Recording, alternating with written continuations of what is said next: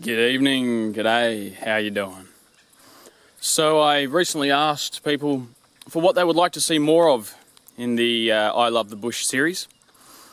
And one person said they would like to see more on navigation and finding water and building shelters. So this video is a little bit on finding water, particularly this one in a mountainous terrain.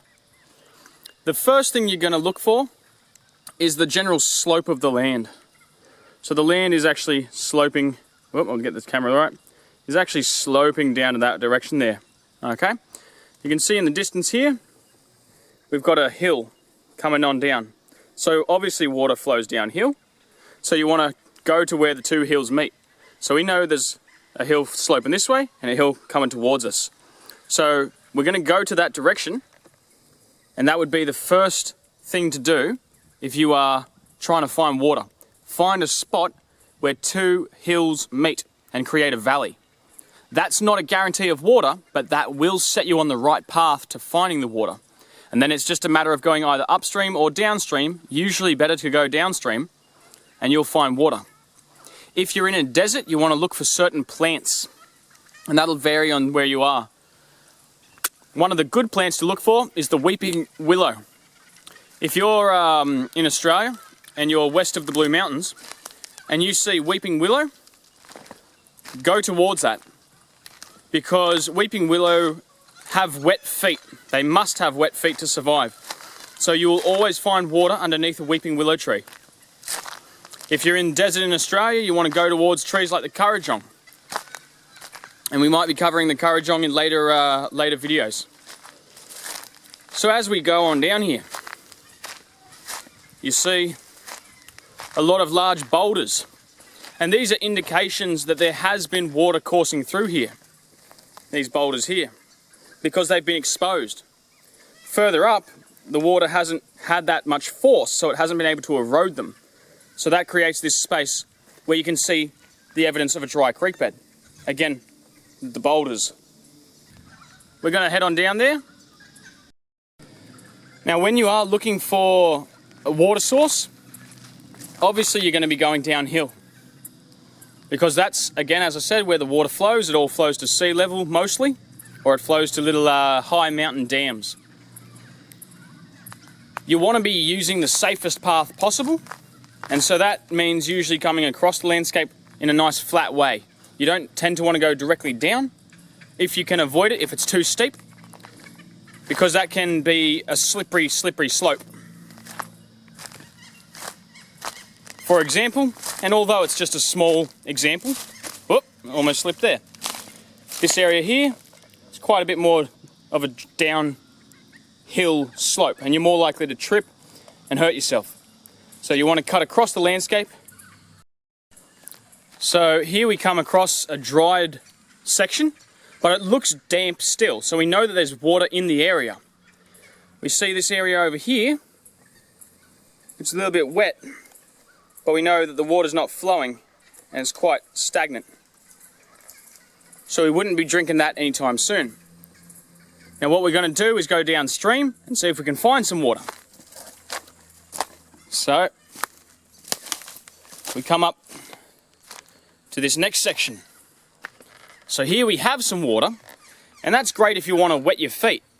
Now this is still water, and this is not suitable for drinking, and there's a few ways to tell when still water is suitable, but this particular water is not so great at this moment in time. I'm just going to get this bee out of here. Let's help this guy out. Yeah, he's not in a happy time there. Put him over there. Let him walk away. Just get him off my hand a bit there. Alrighty. Now the reason I would say this is not so great for drinking is because of this green algal bloom we got going here. That shows me that we've got stagnant water, and it shows me that it's not the best water.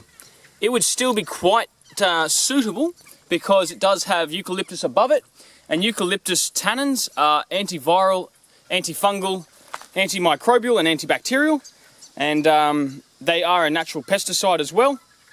So you can drink water that has eucalyptus leaves in it, and they are often used for purifying water anyway. However, in this instance, you would still probably be best advised to boil that water. So we're going to continue. Now we come along to a section where the water is flowing. So that does make it a little bit healthier. When water is flowing, it does become healthier. It's getting oxygen. You know, this little trickle happening here. So it's not heaps, but it is something. And even with such a small amount of water, you can make that very drinkable very quickly. And even with this bit of green stuff over here, if you get your hand in there real nice and gentle and don't disturb the water too much, and let the water just pool into your hand, that there is actually clean water. Now you may not get a whole lot of turns doing that, because the stuff on top is going to start coming into your hand a bit there. That is nice and refreshing. Now hopefully that'll have collected into an area where you can actually get your face to the water. So like here, another example. So the water is flowing, and you can actually get your face onto that, and give that a little bit of a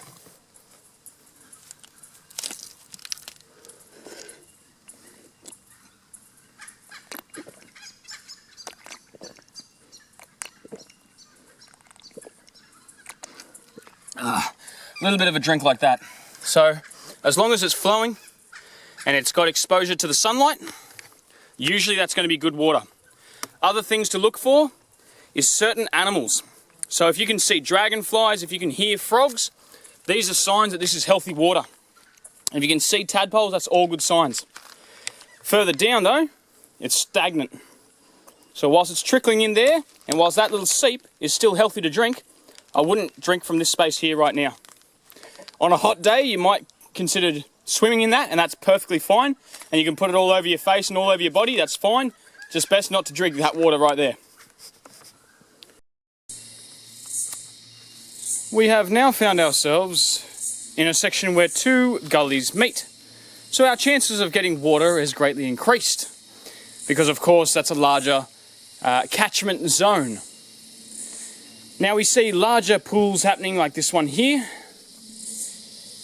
Flowing on down, we have a faster trickle of water coming through here. And we have the rippling evidence here of flowing water. We see no moss or any algae on the top of the water, and so this is very likely to be very clean, drinkable water. We're going to get on down there in a second and show you some of the fish that are in that water as a confirmation of the cleanliness. I should note also that the path to water isn't always directly down through the stream, in case that stream comes up to, say, a waterfall. So you may find yourself traversing through some thick lantana scrub, as we have all up along here. Your best friend in that instance is a branch of casuarina, like this, about as thick as your thumb. Now, casuarina is the hardest wood in the world, specifically the bull oak. And it has been known to send out sparks when chainsaws try and cut it, owing to the silica content. Silica, of course, being what sand is made of. So this will do most of your whacking, and it will do so largely without splitting. So that's your best friend there. Now we're down in the water. And hopefully what you might be able to see right in here is a couple little fishies. So this little guy here is a happy little fish. You see him move? Now I'm getting bitten by a mosquito, so I'm going to go in the water. But that little fish there is a sign that this is good fresh water. And of course we've got a good trickling going on here, and there is frogs as well. So that is perfectly fine drinking water. Now I'm going to get my fully sick goggles and go for a little look at these little fishies, because I do ever so love them. And I love a good swim. So ta-ta for now, and that's how you find good drinking water. Of course, the further downstream you go, the greater your chance of finding fresh water is. Toodles for now. Hope you enjoyed.